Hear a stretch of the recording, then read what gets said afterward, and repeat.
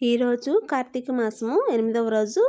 ఈరోజు పారాయణ చేయవలసింది కార్తీక పురాణము 8వ అధ్యాయము. ఈ 8వ అధ్యాయంలో శ్రీహరి నామస్మరణ వల్ల కలుగు ప్రయోజనాల గురించి తెలుసుకుందాము. శ్రీహరి నామస్మరణ సర్వఫలప్రదము. వశిష్ఠులు చెప్పినదంతా విని, మహానుభావ, తమరు చెప్పిన ధర్మములన్నిటినీ వింటిని. అందు ధర్మము బహుసూక్ష్మమనియు పుణ్యము సులభంగా కలిగిననియు అది నదీ స్నానము, దీపదానము, ఫలదానము, అన్నదానము, వస్త్రదానము వల్ల కలుగుననియు చెప్పితిరి.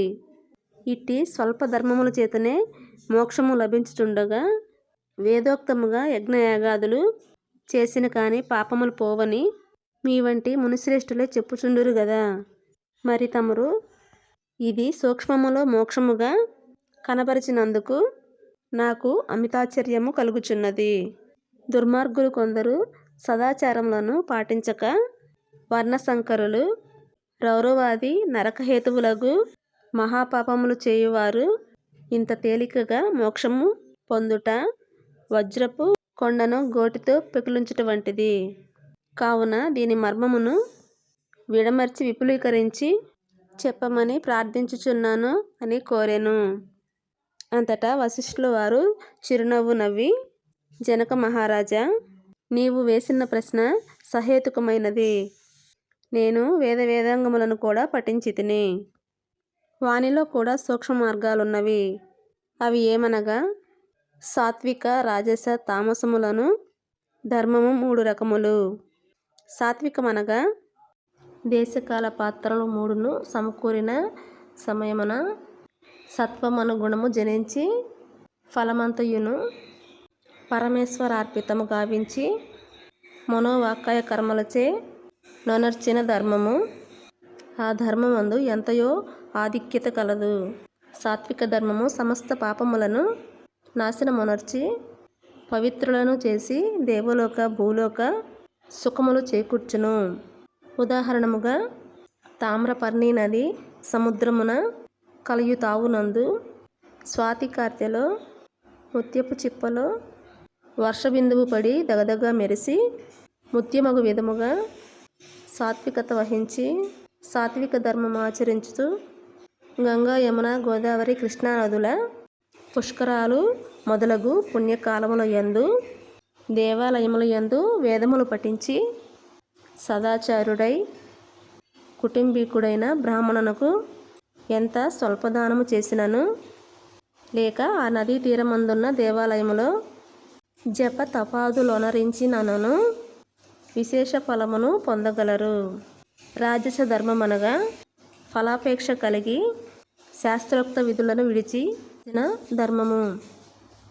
ఆ ధర్మము పునర్జన్మ హేతువై కష్టసుఖాలు కలిగించినది యగును.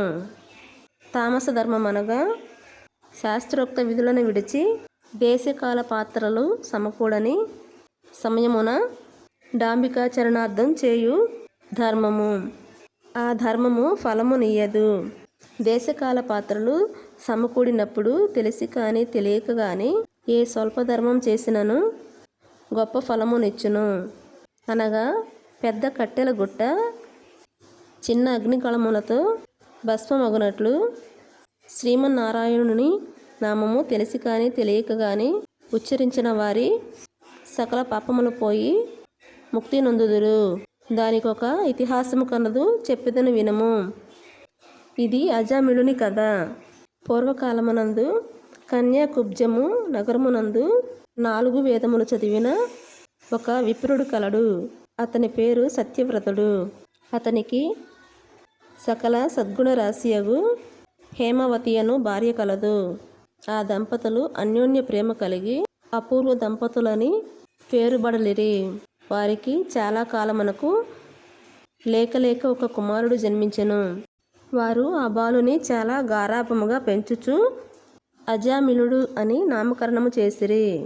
ఆ బాలుడు దినదిన ప్రవర్ధమానుడగుచు అతి గారాభం వలన పెద్దలను కూడా నిర్లక్ష్యముగా చూచుచు దుష్ట సావాసములు చేయుచు విద్యనభ్యసింపక బ్రాహ్మణ ధర్మములు పాటించక సంచరించుచుండెను.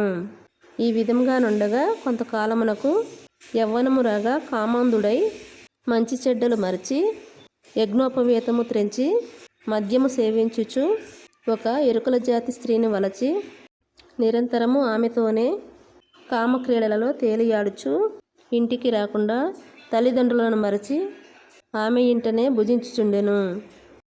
అతిగారాభము ఎట్లు పరిణమించినదో వింటివా రాజా?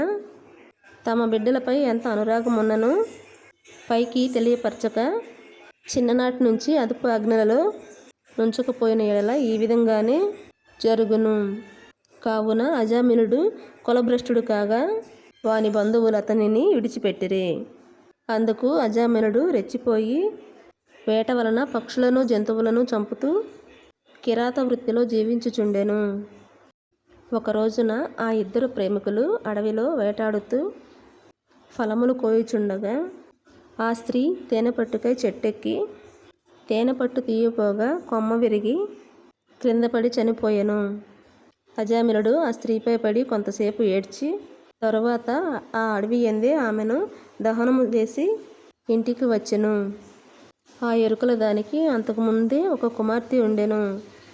కొంతకాలమునకు ఆ బాలికకు యుక్త వయస్సు రాగా కామాంధకారముచే కన్ను మిన్నుగానక అజామినుడు ఆ బాలికను కూడా చేపట్టి ఆమెతో కూడా కామక్రీడలలో తేలియాడుచుండెను.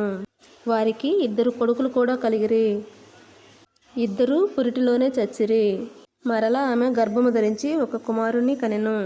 వారిద్దరూ ఆ బాలునికి నారాయణ అని పేరు పెట్టి పిలుచుచు ఒక క్షణమైనను విడువక ఎక్కడికి వెళ్ళినను వెంట పెట్టుకొని వెళ్ళుచు నారాయణ నారాయణ అని ప్రేమతో సాకుచుండిరి. కానీ నారాయణ అని స్మరించిన ఎడల తన పాపమును నశించి మోక్షము పొందవచ్చునని మాత్రం అతనికి తెలియకుండెను. ఇట్లు కొంతకాలము జరిగిన తర్వాత అజామిళునకు శరీర పటుత్వము తగ్గి రోగగ్రస్తుడై మంచము పట్టి చావునకు సిద్ధపడి ఉండెను. ఒకనాడు భయంకర ఆకారములతోనూ పాశాది ఆయుధములతోనూ యమభటులు ప్రత్యక్షమైరి. వారిని చూచి అజామినుడు భయము చెంది కుమారునిపై ఉన్న వాత్సల్యము వలన ప్రాణములు విడవలేక నారాయణ నారాయణ అనుచూనే ప్రాణములు విడిచెను.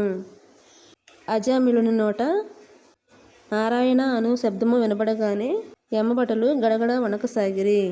అదే వేళకు దివ్య మంగళాకారులు శంఖచక్ర గదాధారులు యగు శ్రీమన్నారాయణుని దూతలు విమానములో అచ్చటికి వచ్చి, ఓ యమభటులారా, వీడు మావాడు, మేము వీనిని వైకుంఠమునకు తీసుకొని పోవటకు వచ్చితిమి అని చెప్పి అజామిళుని విమానం ఎక్కించి తీసుకొని పోవచుండగా యమదూతలు, అయ్యా మీరెవ్వరు? వీడు అతి దుర్మార్గుడు, వీనిని నరకమునకు తీసుకుపోవుటకు మేము ఇచ్చటికి వచ్చితిమి కనుక వానిని మాకు వదలమని కోరగా విష్ణుదూతలు ఇట్లు చెప్పసాగరి. ఇంతటితో 8వ అధ్యాయము 8వ రోజు పారాయణము సమాప్తమైనది.